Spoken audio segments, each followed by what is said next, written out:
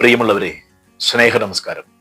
നമ്മളുടെ ഭാരതം സ്വതന്ത്രമായിട്ട് 79 വർഷങ്ങൾ പിന്നിടുന്നു. 79 വർഷങ്ങൾക്ക് മുൻപ് ഇത്രയധികം സൗകര്യങ്ങളില്ലാതിരുന്ന, ഇത്രയധികം വികസനങ്ങളില്ലാതിരുന്ന ആ കാലഘട്ടത്തിൽ നമ്മുടെ സ്വാതന്ത്ര്യത്തിന് വേണ്ടി ഒട്ടനവധി ത്യാഗോജ്വലമായ സമരമുറകൾ അനുഭവിച്ച, ആ സമരമുറകളുടെ വേദനകൾ അനുഭവിച്ച ധീരരായിട്ടുള്ള ദേശസ്നേഹികൾക്ക് മുൻപിൽ ഹൃദയം കൊണ്ട് നമസ്കരിക്കുന്നു. അവരോടുള്ള ഉദാത്തമായ നന്ദിയും സ്നേഹവും ഈ സന്ദർഭത്തിൽ വളരെ സ്നേഹത്തോടുകൂടി ഓർത്തു പോവുകയാണ്. നാം ഇന്നനുഭവിക്കുന്ന ഈ സൗഭാഗ്യങ്ങളെല്ലാം അവർ നമുക്ക് നേടിത്തന്നതാണ്. ആ സ്വാതന്ത്ര്യത്തിൽ തന്നെ പരമപ്രധാനമായിട്ടുള്ള ഒന്നാണ് മതസ്വാതന്ത്ര്യം.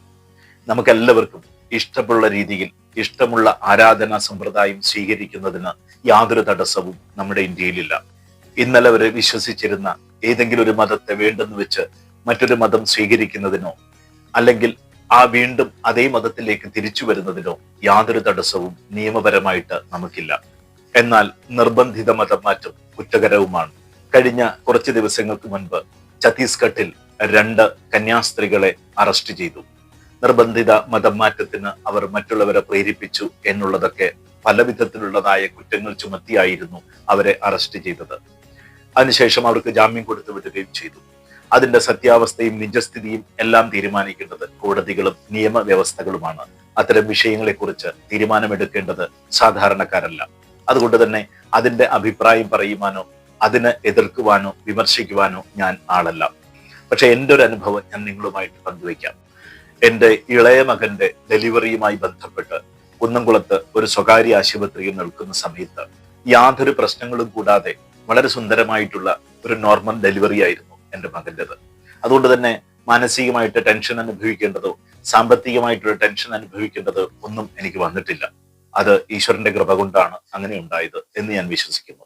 എന്നാൽ ഹോസ്പിറ്റലിൽ കഴിയുന്ന സമയം കൃത്യമായ ഭക്ഷണ സൗകര്യങ്ങളോ കൃത്യമായ മാനസിക ഉല്ലാസമോ ഒക്കെ ഇല്ലാതെ വരുന്നത് കൊണ്ട് തന്നെ ശാരീരികമായിട്ടും മാനസികമായിട്ടും നമ്മുടെ മുഖത്ത് ഒരു ടെൻഷൻ ഉണ്ടാകും, ഒരു ക്ഷീണമുണ്ടാകും. അത് സ്വാഭാവികമാണ്. അങ്ങനെ ശാരീരികമായിട്ട് ക്ഷീണിച്ച ഒരവസ്ഥയിൽ ഞാൻ ഒരു ബെഞ്ചിൽ വിശ്രമിക്കുന്ന സമയം എൻ്റെ അടുത്തേക്ക് 2 അമ്മമാർ കടന്നു വന്നു. അല്പപ്രായമായിട്ടുള്ളത് കൊണ്ടാണ് അവരെ ഞാൻ അമ്മമാരെന്ന് സംബോധന ചെയ്യുന്നത്.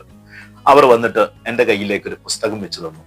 ആ പുസ്തകം കയ്യിൽ തന്നിട്ട് എൻ്റെ മുഖത്ത് നോക്കി പറഞ്ഞു, മോന് വല്ലാതെ ബുദ്ധിമുട്ടുണ്ട്, വല്ലാതെ ദുഃഖമുണ്ട്, ഈ കയ്യിലിരിക്കുന്ന പുസ്തകം ഒന്ന് വായിക്കുക. ഞാൻ ആ പുസ്തകത്തിലേക്ക് നോക്കി. അത് ആലപ്പുഴയിലുള്ള ഒരു ധ്യാന കേന്ദ്രത്തിലെ പുസ്തകമായിരുന്നു. ഞാൻ ഈ പുസ്തകം കയ്യിൽ പിടിച്ച് കുറച്ചു നേരം ഈ അമ്മമാരുടെ മുഖത്തേക്ക് നോക്കി. നിസ്സംഗ ഭാവത്തോടു കൂടിയിരിക്കുന്ന എന്നിൽ എന്തൊക്കെയോ പ്രശ്നങ്ങളുണ്ടെന്ന് അവർ വെറുതെ മനസ്സിൽ കണക്കുകൂട്ടി. തന്നെയുമല്ല, അവരുടെ മുഖത്തോട്ടുള്ള എൻ്റെ നോട്ടം അവർക്ക് തോന്നി ഞാൻ ഇതിൽ ആകൃഷ്ടനായി എന്ന്. എന്നോട് വളരെ വിശദമായിട്ട് തന്നെ അവർ ഈ ധ്യാന കേന്ദ്രത്തെ പറ്റി സംസാരിക്കുകയുണ്ടായി. എൻ്റെ അവസ്ഥ എന്താണെന്നോ ഞാൻ എന്താണെന്നോ പോലും അന്വേഷിക്കാതെ അവർ ആ ധ്യാന കേന്ദ്രത്തെ പറ്റി ഒരുപാട് പ്രസംഗിച്ചു. തന്നെയുമല്ല, സാധിക്കുമെങ്കിൽ ഈ ഹോസ്പിറ്റലിൽ നിന്ന് ഇറങ്ങുന്ന ദിവസം അവിടെ ഒന്ന് വന്നുകൊള്ളാം എന്ന് മനസ്സിലൊരു തീരുമാനമെടുക്കാനും എന്നോട് പറഞ്ഞു. ഇവർ സംസാരിക്കുന്നത് മുഴുവൻ നിശബ്ദമായിട്ടും ക്ഷമയോടുകൂടിയും ഞാനിരുന്ന് കേട്ടു. കാരണം എനിക്ക് വേറെ പരിപാടിയൊന്നും ഇല്ലാത്തത് കൊണ്ട് അവരുടെ സംസാരം കേട്ടിരിക്കാൻ എനിക്ക് യാതൊരു മടിയും ഉണ്ടായിരുന്നില്ല. കുറെ നേരം അവർ ഈ ധ്യാന കേന്ദ്രത്തെ പറ്റിയും വളരെ വിശദമായിട്ട് സംസാരിച്ചു. അവിടെ വരുന്ന ഓരോ മനുഷ്യർക്കും സാന്ത്വനമുണ്ട്, സന്തോഷമുണ്ട്, സാമ്പത്തികമുണ്ട് എന്നൊക്കെ വാതോരാതെ പറഞ്ഞുകൊണ്ടിരുന്നു. എൻ്റെ നോട്ടത്തിലും എൻ്റെ ഭാവത്തിലുമുള്ള സന്തോഷകരമായിട്ടുള്ള അവസ്ഥ അത് അവരുടെ മനസ്സിൽ എന്താണ് ഉണ്ടാക്കിയെന്ന് എനിക്കറിയില്ല. അതുകൊണ്ടായിരിക്കാം വളരെ കാര്യമായിട്ട് അവരെന്നോട് വിശദീകരിച്ചത്. സത്യത്തിൽ ഞാനിതെല്ലാം കേട്ടിരിക്കുന്നത് അവരുടെ സഹതാപാവസ്ഥ ഓർത്തിട്ട് തന്നെയായിരുന്നു. ഞാൻ അപ്പോഴും ഈ ധ്യാന കേന്ദ്രത്തിന്റെ പുസ്തകം എൻ്റെ കയ്യിൽ അടക്കി പിടിച്ചിട്ടുണ്ടായിരുന്നു. അതുകൂടി കണ്ടപ്പോൾ അവർക്ക് തോന്നി ഞാൻ ഈ വിഷയത്തിൽ വല്ലാണ്ട് ആകൃഷ്ടനായിട്ടുണ്ട് എന്ന്. അതല്ല എങ്കിൽ ഈ ഹോസ്പിറ്റലിൽ എനിക്ക് പ്രിയപ്പെട്ട ആരോ വളരെ ദുർഘടാവസ്ഥയിൽ, ബുദ്ധിമുട്ടുള്ള അവസ്ഥയിൽ അഡ്മിറ്റാണ്. അതുകൊണ്ട് തന്നെ ഈ വ്യക്തിയോട് ഇത് പറഞ്ഞാൽ അയാൾക്കത് കൂടുതൽ സ്വാധീനമുണ്ടാക്കും, അല്ലെങ്കിൽ മനസ്സിൽ ഒരുപാട് സന്തോഷമുണ്ടാക്കും എന്ന് വെറുതെ ആ അമ്മമാർക്ക് തോന്നിയിട്ടുണ്ടാവാം. ഏകദേശം ഒരു 15-20 മിനിറ്റ് നേരം സംസാരിച്ചതിന് ശേഷം ഈ അമ്മ എന്നോട് ചോദിച്ചു, മോൻ എന്താണ് ചെയ്യുന്നത്? ചെറിയൊരു പുഞ്ചിരിയോടുകൂടി ഞാൻ അമ്മയോട് ചോദിച്ചു, അമ്മ ഈ ചോദ്യം ആദ്യമേ എന്നോട് ചോദിച്ചിരുന്നുവെങ്കിൽ ഒരുപക്ഷെ അമ്മയുടെ ഇത്രയും സമയം വേസ്റ്റ് ആവില്ലായിരുന്നു.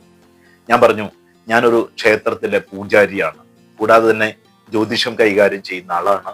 അത് കൂടാതെ തന്നെ നിരവധി ക്ഷേത്രങ്ങളില് തന്ത്രം, ആ ക്ഷേത്രത്തിലെ പ്രതിഷ്ഠാകർമ്മങ്ങൾ ചെയ്യുന്ന വ്യക്തി കൂടിയിട്ടാണ്. എന്നോടാണ് അമ്മ ഇതെല്ലാം ഇത്ര നേരമായിട്ട് സംസാരിച്ചത് എന്ന്. അത്ര നേരം വളരെ ഊഷ്മളമായിട്ട് സംസാരിച്ചു കൊണ്ടിരുന്ന ആ അമ്മമാര് പെട്ടെന്ന് പോകുവാൻ തിടുക്കം കൂട്ടി. ഞാൻ പറഞ്ഞു, എന്തായാലും അമ്മമാർ ഇത്ര നേരം പറഞ്ഞതൊക്കെ ഞാൻ കേട്ടില്ലേ, ഇനി കുറച്ചു നേരം ഞാൻ പറയുന്നത് കൂടി ഒന്ന് കേൾക്കണമെന്ന്. ഞാൻ പറഞ്ഞു, ഒരിക്കലും എന്റെ മതത്തെയോ എന്റെ വിശ്വാസത്തെയോ ഞാൻ മാറ്റാൻ തയ്യാറല്ല. അമ്മ ചെയ്തത് ആദ്യമേ തന്നെ തെറ്റായിട്ടുള്ളൊരു പ്രവണതയാണ്. ആർക്കെങ്കിലും അവരവരുടെ മതങ്ങളെ ഇഷ്ടമില്ലാതെ മറ്റൊരു മതത്തിലേക്ക് പോകുന്നത് തെറ്റല്ല. ഏതെങ്കിലും ഒരു ആരാധനാ സമ്പ്രദായത്തിന്റെ കാര്യങ്ങളായിരുന്നു അമ്മ പറഞ്ഞിരുന്നുവെങ്കിൽ ഒരുപക്ഷെ ഞാനത് കുറച്ചും കൂടെ കാര്യമായിട്ട് കേൾക്കുമായിരുന്നു. കാരണം ഒരു മതത്തെയും വിശ്വാസമില്ലാത്ത ഒരാളല്ല ഞാൻ. എല്ലാ മതത്തിലും നല്ല വശങ്ങളുണ്ടെന്നും തികച്ചും വിശ്വസിക്കുന്ന ഒരു വ്യക്തി തന്നെയാണ് ഞാൻ. അതുകൊണ്ട് തന്നെ അമ്മയുടെ സംസാരം എനിക്ക് ഇഷ്ടപ്പെട്ടു. ഒരു ധ്യാന കേന്ദ്രത്തെ പറ്റി അല്ലാതെ അമ്മ വിശ്വസിക്കുന്ന ഏതെങ്കിലും ഒരു ആരാധനാ കേന്ദ്രത്തെ പറ്റി പറഞ്ഞിരുന്നുവെങ്കിൽ ഒരുപക്ഷെ ഞാൻ കൂടുതൽ സന്തോഷവാനായ. കാരണം ഞാൻ വിശ്വസിക്കുന്നത് ഹിന്ദു മതത്തിലാണ്.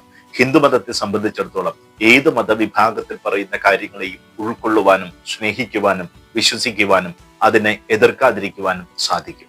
പിന്നെ ചില കാര്യങ്ങളിൽ എതിർക്കേണ്ടി വരുന്നത് യാതൊരു ബന്ധവുമില്ലാത്ത എന്നെ, മുൻ പരിചയം പോലുമില്ലാത്ത എന്നെ കണ്ട നിമിഷം തന്നെ ഈ മതത്തിന്റെ കാര്യങ്ങൾ പറയുകയും പഠിക്കുകയും പഠിപ്പിക്കാൻ ശ്രമിക്കുകയും ചെയ്യുന്ന ഒരു അവസ്ഥ വന്നപ്പോൾ നിങ്ങളോട് തോന്നിയത് സഹതാപമാണ്. ശരിക്കും അതിൽ ഒരമ്മയുടെ മുഖം വല്ലാതെ മാടിയിരുന്നു. എനിക്ക് വളരെ പ്രയാസം തോന്നി. ഞാൻ അവരോട് പറഞ്ഞു, അമ്മ വിഷമിക്കണ്ട, ഇത് ഇനി നാളെ മേലിൽ ആവർത്തിക്കാതിരിക്കുക. മറ്റൊരാളുടെ അടുത്ത് പോയി പറയുമ്പോൾ, സംസാരിക്കുമ്പോൾ അവർക്കതിൽ താല്പര്യമുണ്ടോ ഇല്ലയോ എന്നറിയാൻ ആദ്യമേ തന്നെ ഒന്ന് പരിശ്രമിക്കുക. എന്നിട്ട് മാത്രം അവരോട് ഇത്രയും വിശദീകരിച്ചാൽ മതി. അല്ലെങ്കിൽ ഒരുപക്ഷെ നമ്മൾ അപമാനിതരാവാൻ സാധ്യതയുണ്ട്. അപ്പോൾ ഈ ഒരമ്മ എന്നോട് പ്രത്യേകമായിട്ട് പറഞ്ഞു, ഞാൻ ഒരു ഹിന്ദുമത വിശ്വാസിയാണ് എന്ന്. എനിക്ക് അത്ഭുതം തോന്നി. ഹിന്ദുമത വിശ്വാസിയായിട്ടുള്ള ഒരാള് കാലക്രമേണ മറ്റൊരു മതത്തിൽ പോയി അത് വിശ്വസിക്കുകയും അതിന്റെ പ്രചാരകയാകുകയും ചെയ്യുന്നൊരവസ്ഥ. എന്തൊരു ദുർവിധിയാണത്.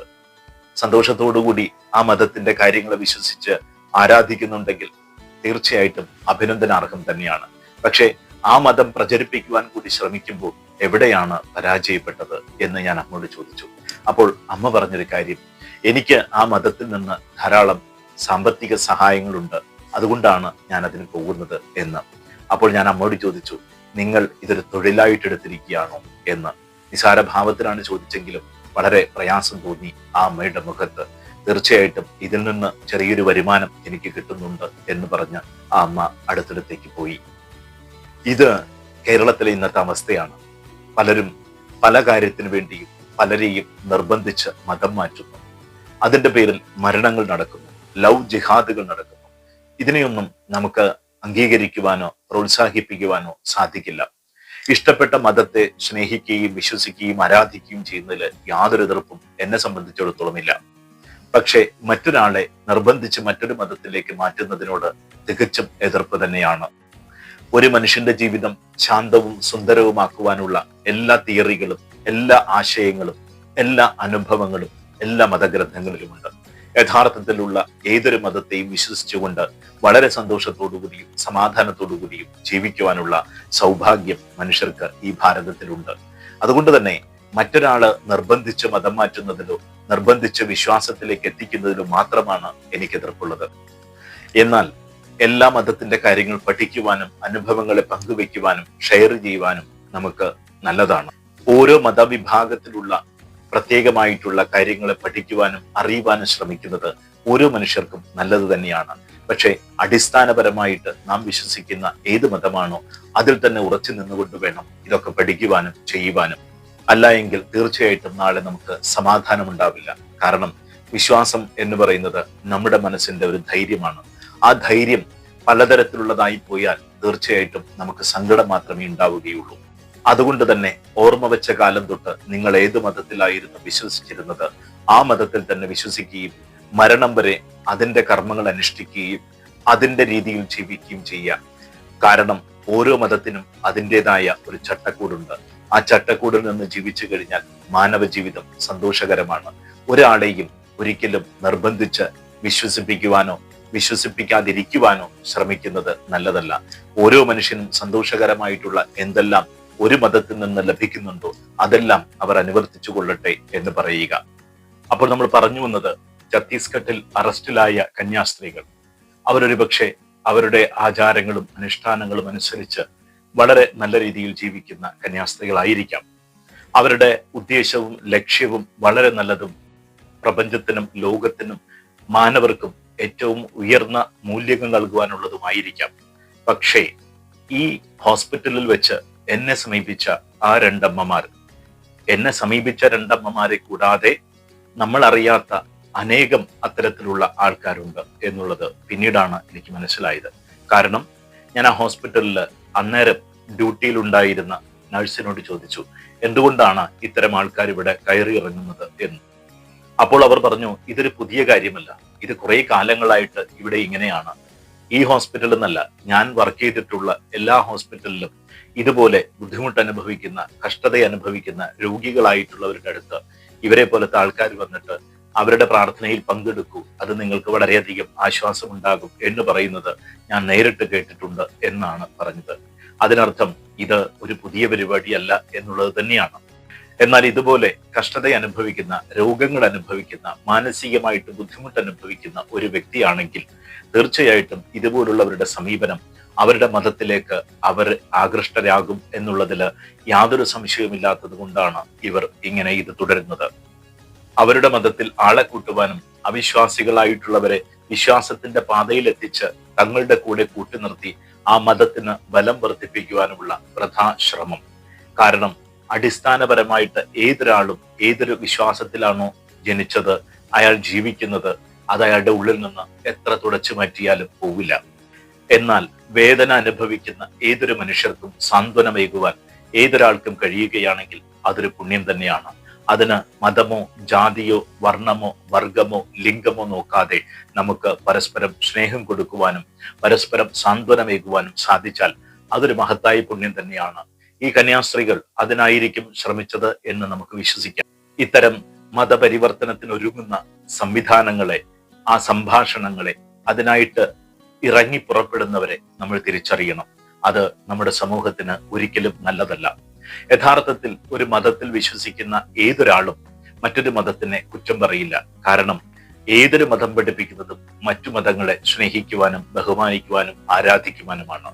പക്ഷേ ഓരോരുത്തരും അവരവരുടേതായ ചട്ടക്കൂടിൽ നിന്നുകൊണ്ട് അവരവരുടേതായ കർമ്മങ്ങൾ ചെയ്യുന്നു എന്ന് മാത്രം.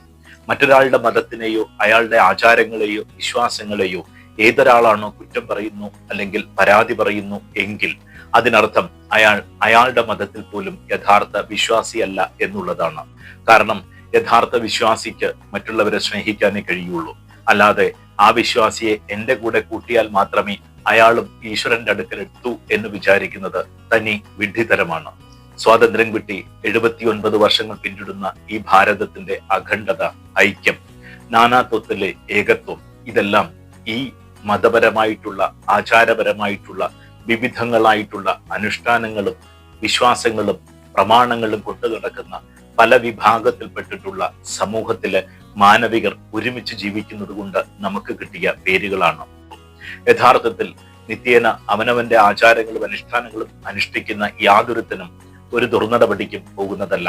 പക്ഷെ അന്ധമായ വിശ്വാസത്തിലൂടെ, അമിതമായ വിശ്വാസത്തിലൂടെ ദുർനടപടികളിലേക്ക് പോകുന്ന ഒരു വിഭാഗം നമ്മൾ അറിയാതെ സമൂഹത്തിൽ ഉയർന്നു വരുന്നതിന്റെ ലക്ഷണമാണ് മറ്റൊരാളെ തങ്ങളുടെ മതത്തിലേക്ക് കൂട്ടിച്ചേർക്കുവാനായിട്ട് പരിശ്രമിക്കുന്ന, അതിനുവേണ്ടി ശമ്പളം കൈപ്പറ്റി അല്ലെങ്കിൽ എന്തെങ്കിലും പാരിതോഷികം കൈപ്പറ്റി ഇതുപോലെ ഹോസ്പിറ്റലുകൾ തോറും കയറിയിറങ്ങുന്ന പാവം അമ്മമാർ.